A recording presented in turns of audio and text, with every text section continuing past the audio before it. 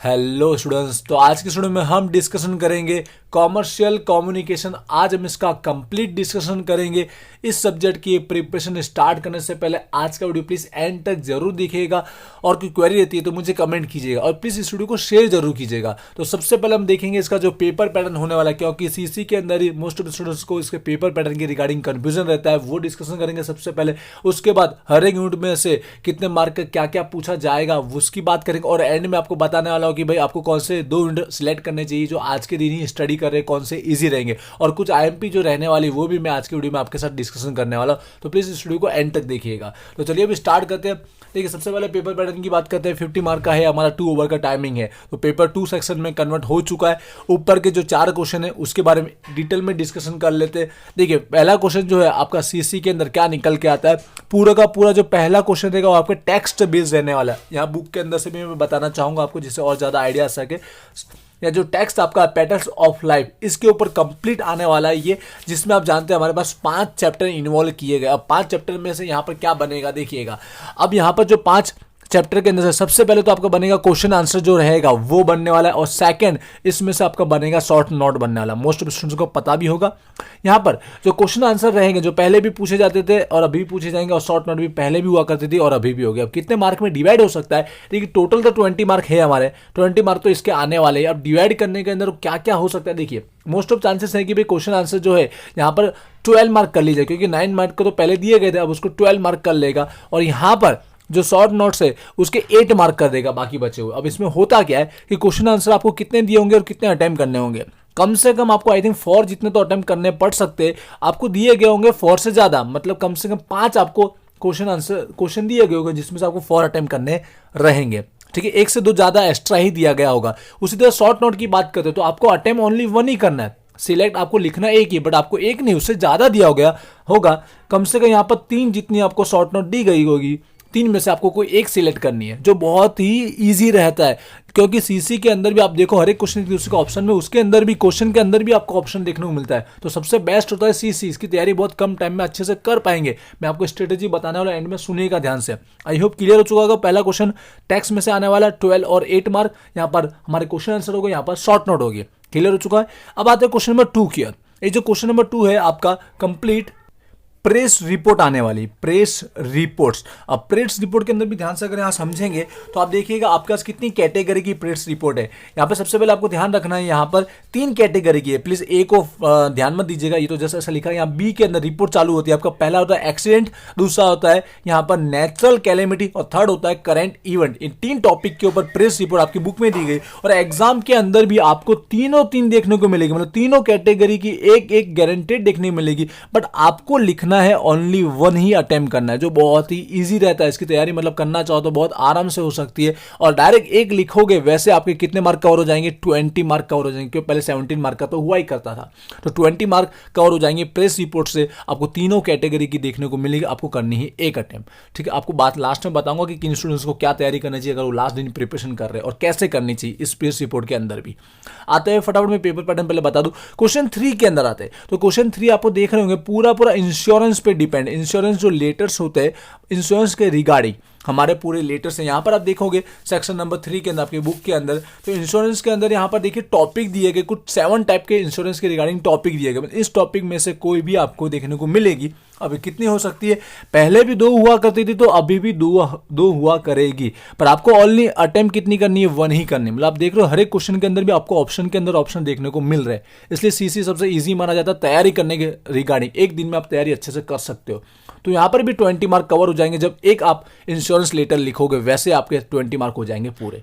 Clear है। यहाँ पर क्वेश्चन 4 में आते हैं। क्वेश्चन 4 में क्या होता है, वैसे आप जानते होंगे मोस्ट ऑफ कि हमारा सीसी के अंदर फिक्स होता ही है, हर लास्ट क्वेश्चन के अंदर वोकेबुलरी होती है। तो यहाँ पर भी वोकेबुलरी दी गई, और मैक्सिमम 50 जितने वर्ड्स दिए गए होते हैं। ये जो 50 वर्ड्स है वो टोटल यहाँ सेक्शन नंबर क्वेश्चन नंबर 4 के अंदर कवर कर लिए जाएंगे। अब जो 50 वर्ड से अब उसको कैसे पूछ सकता है, वैसे तो पहले 3 से 4 सेक्शन हुआ करते थे, अब ये 20 मार्क को चाहिए तो देखा जाए तो 2 सेक्शन के अंदर भी पूरा कन्वर्ट कर सकता है। कैसे कि पहला जो रहेगा वो मैचअप पूछ लेगा।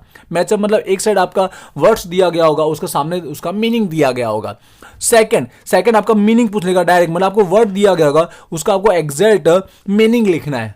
ठीक है, आपको लास्ट में बताऊंगा कि इसकी तैयारी करने जाओ तो कितना ईजी हो सकता है। ठीक है, वोकेबुलरी के रिगार्डिंग पूरा सेक्शन आएगा 20 मार्क का, जिसमें मैचअप रिगार्डिंग होंगे। मार्किंग की बात करें तो अब कितने भी हो सकते हैं, जैसे कि पिछली बार 14 मार्क का था। ठीक है, और ये मीनिंग जो पूछी गई 6 मार्क का पूछा गया था। पहले 3 सेक्शन हुआ करते थे कम से कम। ठीक है, क्लियर हो चुका होगा वोकेबुलरी की रिगार्डिंग। अब लास्ट आते हैं हम लोग यहाँ पर। देखिए, कोई भी आपको 4 में से अटेम्प्ट याद रखना 2 ही करना है, और 2 पहले वही करना जो आपको कंप्लीट आते हैं, जिसमें आप ज़्यादा से ज़्यादा मार्क ले सको, क्योंकि स्टार्टिंग में वही 2 चेक होने वाले, उसके अकॉर्डिंग आपका मार्क बनेंगे। ठीक है, आगे पीछे कुछ मत लिखिएगा, जो मन चाहे वो मत लिखिएगा, जो पहले आपको अच्छा से आता है वो लिखिएगा। आते हैं हम लोग क्वेश्चन नंबर 5 की ओर। देखिए, क्वेश्चन 5 पूरा का पूरा 10 मार्क का ही होने वाला है। अब ये 10 मार्क में होने वाला क्या, एमसीक्यू ही आने वाला हमारा सीसी के अंदर। बट एमसीक्यू आएगा कहाँ से, तो एमसीक्यू के लिए ना प्रेस रिपोर्ट, ना इंश्योरेंस, ना वोकेबुलरी आने वाली है। एमसीक्यू ओनली जो आएगा वो टेक्स्ट में से ही आएगा, जहां पर आपको 5 चैप्टर देखने को मिल रहे, और 5 चैप्टर के यहाँ एमसीक्यू देखने को मिलेंगे। आपके पास कम से कम 10 एमसीक्यू तो होंगे। आपको 10 अटेम्प्ट नहीं करने, क्योंकि यहाँ पर 2 मार्क का होगा, तो आपको 5 एमसीक्यू अटेम्प्ट करने, 2 मार्क के अकॉर्डिंग आपके 10 मार्क आ जाएंगे, जो सबसे इजी होने वाले। क्योंकि आप चेक करोगे 5 चैप्टर के अंदर आपको एमसीक्यू ज़्यादा नहीं दिए गए। एमसीक्यू अगर देखोगे यहाँ पर 10 से 15-20 एमसीक्यू दिए गए, बहुत ही ईजी लेवल की। इसकी तैयारी कैसे करनी है उसके बारे में मैं आपको थोड़ा बताने वाला हूँ। ठीक है, तो एमसीक्यू 5 चैप्टर के करने, ऐसा नहीं करना 2-3 कर लोगे तो भी चल जाएगा, वैसे तो हो जाएगा, पर 5 के देख लेना है। 10 मार्क अगर भी आ जाएंगे ना, तो आपके हाईएस्ट मार्क भी आ सकते हैं। क्लियर हो चुका है आई होप। अब देख लेते हैं कौन से 2 यूनिट हमको करने चाहिए और क्यों करने चाहिए। देखिए, आज ही अगर वीडियो देख रहे हो और अभी स्टडी स्टार्ट कर रहे हो, तो आपको कंपलसरी 1 यूनिट तो आपको करना ही पड़ेगा। वो हर एक स्टूडेंट्स को करना है। वो कौन सा, टैक्स वाला, हर एक को करना ही चाहिए। क्यों, क्योंकि अगर आपको ये एमसीक्यू के मार्क चाहिए, खुद स्टडी करना है अच्छे से, तो आपको यहाँ पर टैक्स यहाँ पर भी देखने को मिल रहा है, इसलिए यूनिट नंबर 1 तो हर एक को करना ही चाहिए। वैसे देखा जाए तो ये टैक्स स्टडी किए बिना सिर्फ एमसीक्यू पढ़ के आप इसके मार्क तो ला ही सकते हो, बट टैक्स पढ़ लोगे तो भी अच्छी बात है, क्योंकि ईजी रहता है, इतना हार्ड नहीं है। क्यों, क्योंकि यहाँ पर आप देखा जाए 5 चैप्टर है, 5 चैप्टर के आप समरी पढ़ लोगे ना ध्यान से, हर एक चैप्टर के अंदर आपको जो समरी दी गई है, अगर समरी गुजराती में भी आप पढ़ लो, आपको थोड़ा बहुत आइडिया आ जाएगा। उसके बाद क्वेश्चन आंसर देखोगे 7 से 8 या 10 जितने क्वेश्चन दिए होते हैं, और यहाँ पर आपको शॉर्ट नोट 1 या 2 स्टडी करोगे तो भी आपका काम हो जाएगा। और जिसको समरी आती है शॉर्ट नोट भी लिख ही सकता है, तो टैक्स स्टडी करने में कोई प्रॉब्लम नहीं है। आप अच्छे से चाहो तो पढ़ सकते हो और आपका काम भी हो जाएगा। ठीक है, वरना टैक्स अगर नहीं पढ़ना है, आपको नहीं आता इतना इंग्लिश, तो ओनली एमसीक्यू पढ़ लीजिए, तो आपके यहाँ 10 मार्क कवर हो जाएंगे। उसके बाद 3 में से कोई भी 2 कर सकते हो। दूसरा क्या करना चाहिए, देखिए वैसे तो देखा मेरा चॉइस है सेकंड भाई, प्रेस रिपोर्ट कर लेना चाहिए। क्यों, क्योंकि यहाँ पर 3 टॉपिक देखने को एग्जाम में कंपलसरी मिलेंगे ही, पर आपको तो करना कोई एक ही है।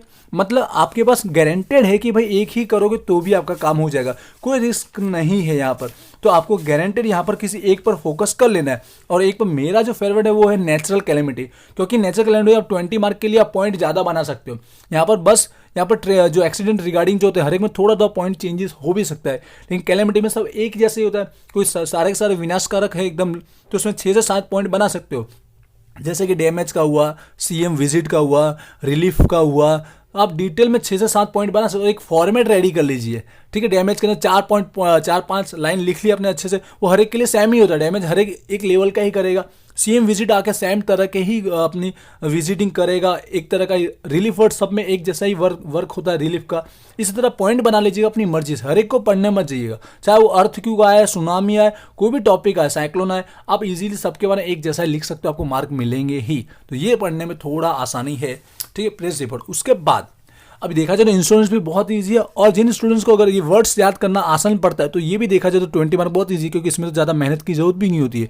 50 मीनिंग पढ़ लो तो आपका काम हो जाएगा। मैं कंफ्यूजन नहीं कर रहा हूँ, बता रहा हूँ, हर एक का अपना अपना एक इंपॉर्टेंस है। ठीक है, जिसको जो अच्छा लगता है वो स्टडी कीजिएगा। अब देखिए यहाँ पर इंश्योरेंस लेटर के अंदर मैं फिर भी IMP बता देता हूँ। वैसे तो 7 टॉपिक दिए गए, अगर कोई स्टडी करना चाहता है तो कौन कौन से टॉपिक पहले कवर कर सकता है। ठीक है, तो ध्यान दीजिएगा, इंश्योरेंस के अंदर मैं आपको 7 टॉपिक में से कुछ गिने चुने दे देता हूँ, अगर आप स्टडी करना चाहते हैं तो। देखिए 7 टॉपिक में आप देखो एक एक के अंदर 2-2 3-3 लेटर दिए गए। जैसे कि मैं कुछ पहले देख तो पॉइंट नंबर 7 आप देख लीजिए, सरेंडर वैल्यू, मतलब आप अगर पॉलिसी अब एंड करना चाहते हो, आप उसकी वैल्यू कितनी मिलेगी, आपने बीच में सरेंडर कर दिया तो उसके रिगार्डिंग टॉपिक पढ़ लीजिएगा।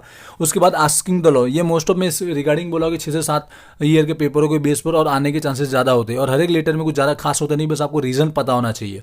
उसके आस्किंग द लोन का टॉपिक, और लोन आप किसके बारे में किस वजह से ले रहे हो और डिटेल में बता सकते हो, आपका काम हो जाएगा।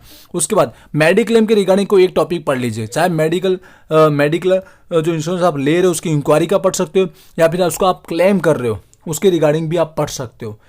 ठीक है, याद रखिएगा मेडिक्लेम के बारे में। और यहाँ पर डेट जो हुई है अगर होल्डर की, तब आपको उसका कैसा फुल बेनिफिट मिलेगा वो नॉमिनी के द्वारा जब वो क्लेम किया जाएगा उसके रिगार्डिंग भी आप टॉपिक पढ़ सकते हो। ऐसे ही 4 टॉपिक मैंने क्लिक किया, ठीक है। और वे देखा जाए तो वैसे कुछ खास नहीं है, आप पढ़ोगे तो सारे के सारे एक बार ऊपर ऊपर से पढ़ के जाओगे तो भी आपको समझ में आ जाएगा, क्लियर हो चुका होगा। यहाँ पर होता है हमारा डिस्कशन पूरा कंप्लीट।